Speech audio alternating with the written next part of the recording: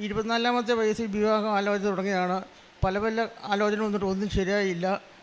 എന്നാൽ പിന്നെ ഈ വിവാഹ ജീവിതം വേണ്ട എന്ന് വെച്ച് ഇരിക്കുകയായിരുന്നു. അത് കഴിഞ്ഞ് 54-ാമത്തെ വയസ്സിലാണ് ഈ വിവാഹം നടക്കുന്നത്. പല പല പ്രശ്നങ്ങളുണ്ടായിരുന്നു. ഓരോ പ്രശ്നങ്ങൾ വരുമ്പോഴും ഞാൻ മദ്യത്തോടും പുകവലിയോടും എല്ലാം ഭയങ്കര ആസക്തിയിൽ അടിമപ്പെട്ട് ജീവിക്കുകയാണ്. മദ്യത്തിൽ ഞാൻ പല ചികിത്സയ്ക്കും പല ഹോസ്പിറ്റലിലും പോയിട്ടുണ്ട്. അത് വീട്ടുകാർ ആണ് കൊണ്ട് ചികിത്സയെല്ലാം ചെയ്തുകൊണ്ടിരുന്നത്. മദ്യപാനം മൂലം വീടുകളിൽ പല പ്രശ്നങ്ങളും എല്ലാ വിഷയങ്ങളും ഉണ്ടായിരുന്നു. സഹോദരങ്ങളായിട്ട് പിണക്കങ്ങളും വഴക്കും കാര്യങ്ങളെല്ലാം ഉണ്ടായിരുന്നു. അത് കഴിഞ്ഞ് പല പല വിഷയങ്ങളായി ഏത് മേഖലയിൽ പ്രവർത്തിച്ചാലും ഒരു മേൽഗതിയിലായിട്ട് ഒരു ജീവിതമായിരുന്നു 10-30 വർഷക്കാലം.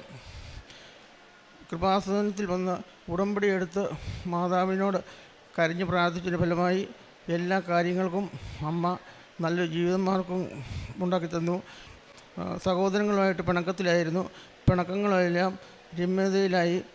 പിന്നെ എന്തെങ്കിലും പ്രശ്നങ്ങൾ കുടുംബത്തിലുണ്ടെങ്കിൽ കുടുംബത്തിൽ ഓരോരോ വിഷയങ്ങളായിട്ട് വസ്തു സംബന്ധമായ പ്രശ്നങ്ങളുണ്ടാവുമല്ലോ. അപ്പം എല്ലാവരും പല പല വിഷയങ്ങളായിട്ട് സഹോദരങ്ങളായിട്ടും ഒത്തിരി പിണക്കങ്ങളും എല്ലാവർക്കും മുതലിനോടും എല്ലാം താല്പര്യം.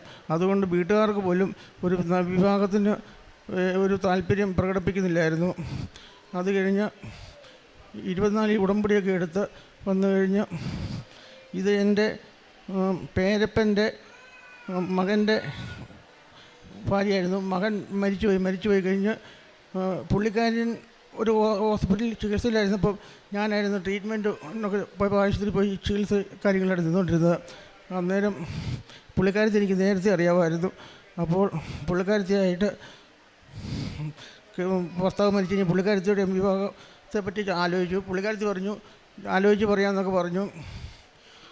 അത് കഴിഞ്ഞ് വീട്ടുകാർക്കൊന്നും സമ്മതമൊന്നും ഇല്ലായിരുന്നു.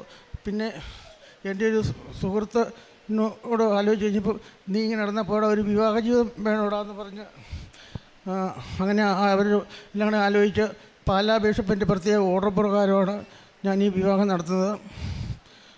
വീട്ടുകാർക്കൊന്നും എതിർപ്പും കാര്യങ്ങളൊക്കെ ആയിരുന്നു ഈ വിവാഹത്തോട്. എന്നുവെച്ചാൽ എല്ലാവർക്കും മുതലും ആണല്ലോ. പക്ഷേ അപ്പോൾ ഞാൻ കല്യാണം കഴിക്കാൻ നിൽക്കുകയാണെങ്കിൽ ബാക്കി സഹോദരങ്ങൾക്കും എല്ലാം മുതലോട് അത്യാഗ്രഹം കൊണ്ട് ഉള്ള രീതിയിലായിരുന്നു അവരെല്ലാം ചിന്തിച്ചുകൊണ്ടിരുന്നത്.